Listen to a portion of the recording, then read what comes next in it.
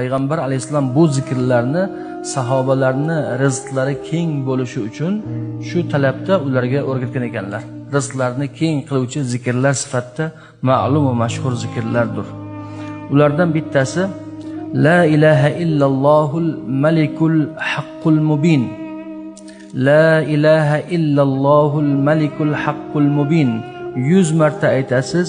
Bir kunda 100-siga borgandan keyin La ilaha illallohul malikul haqqul mubin Muhammadun Rasululloh sodiqul va'dil amin deb tugatasiz. 100 marta aytasiz. Ikkinchi zikr undan ham oson. Subhanalloh bihamdihi. Subhanallohul azim. Astagfirullah. Subhanalloh bihamdihi. Subhanallohul azim. Astagfirullah. Buni ham 100 marta aytasiz. Ammo buni qachon aytamiz? Bu ham ko'rsatilgan. Bomdod namozining sunnati bilan farzini orasida aytiladi 100 martadan. Bu zikrlar rizqni kengaytiruvchi, rizqni jalb qiluvchi zikrlar ekan. Payg'ambar alayhissalom xuddi shu qasdning ustida sahobalarga o'rgatganlar. Bomdod sunnati bilan farzning orasida 100 martadan aytiladi.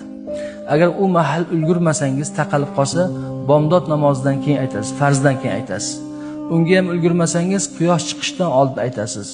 Unga ham ulgurmasangiz, zavol vaqtida aytasiz dedilar. Quyosh peshinga oqqan mahalda aytasiz dedilar.